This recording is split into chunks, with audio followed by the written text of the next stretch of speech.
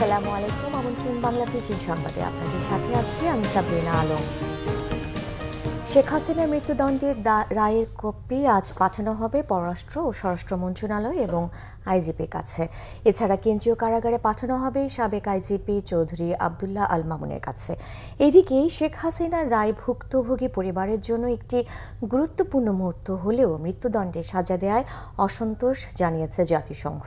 সংবাদ বিজ্ঞপ্তিতে সংস্থাটির মানবাধিকার বিষয়ক হাই কমিশনারের মুখপাত্র রবিনা শামসাদাসানি এই মন্তব্য করেন। জাতিসংঘের হিসাবে 2024 সালের জুলাই আগস্টে প্রায় 1400 মানুষ নিহত হন। সংস্থাটি শুরু থেকেই দোষীদের জবাবদিহির আওতায় আনার আহ্বান জানিয়ে আসছে। মুখপাত্র শামদাসানি বলেন, এই মামলার ক্ষেত্রে অভিযুক্তের অনুপস্থিতিতে বিচার হয়েছে এবং মৃত্যুদণ্ডের শাস্তি দেওয়া হয়েছে। এটি স্বাগত জানানোর মতো বিষয় এবং ভুক্তভোগী পরিবারের জন্য ইতিবাচক। তবে যে কোনো পরিস্থিতিতে মৃত্যুদণ্ডকে জাতিসংঘের মানবাধিকার বিষয়ক হাই কমিশন দুঃখের সাথে দেখে।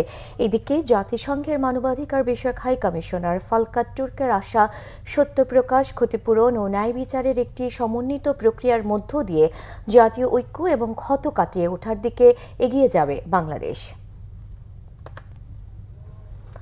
মৃত্যুদণ্ডপ্রাপ্ত আসামি শেখ হাসিনার সহিংসতা তৈরির আহ্বান সংবলিত বক্তব্য ডিজিটাল মিডিয়া বা সাইবার স্পেসে প্রচার করা অপরাধের পর্যায়ে পড়ে বলে জানিয়েছেন প্রধান উপদেষ্টার ডাক, টেলিযোগাযোগ ও তথ্য প্রযুক্তি বিষয়ক বিশেষ সহকারী ফয়েজ আহমেদ তৈয়ব। মঙ্গলবার সকালে সামাজিক যোগাযোগ মাধ্যম ফেসবুকে দেয়া এক পোস্টে তিনি এ তথ্য জানিয়েছেন। পোস্টে ফয়েজ আহমেদ বলেন, সাইবার সুরক্ষা অধ্যাদেশ 2025 মতে হেইট স্পিচ অপরাধ না।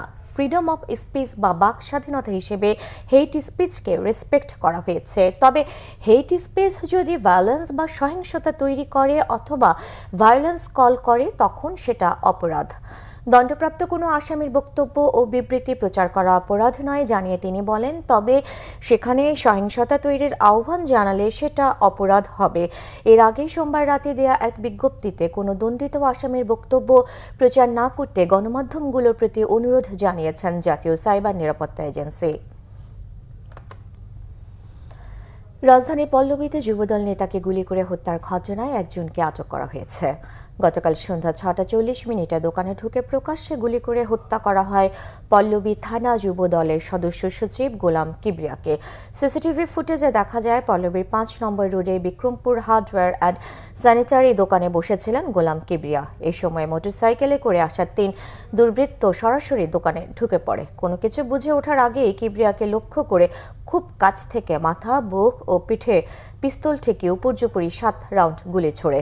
গুলিবিদ্ধ অবস্থায় মাটিতে লুটিয়ে পড়েন তিনি। গুরুতর আহত গোলাম কিবরিয়াকে দ্রুত উদ্ধার করে সোহরাওয়ার্দী হাসপাতালে নিয়ে নিলে চিকিৎসক তাকে মৃত ঘোষণা করেন। দুর্বৃত্তরা দ্রুত ঘটনাস্থল থেকে পালিয়ে যাওয়ার সময় আশেপাশে থাকা লোকজন একজনকে আটক করে।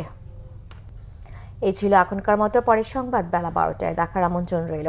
এছাড়া বাংলা ভিশন সংবাদ ও সংবাদ সংশ্লিষ্ট অনুষ্ঠান দেখতে ভিজিট করুন www.tvnews24.com ও facebook.com/banglavisionnews এবং সাবস্ক্রাইব করুন youtube.com/banglavisionnews। ধন্যবাদ।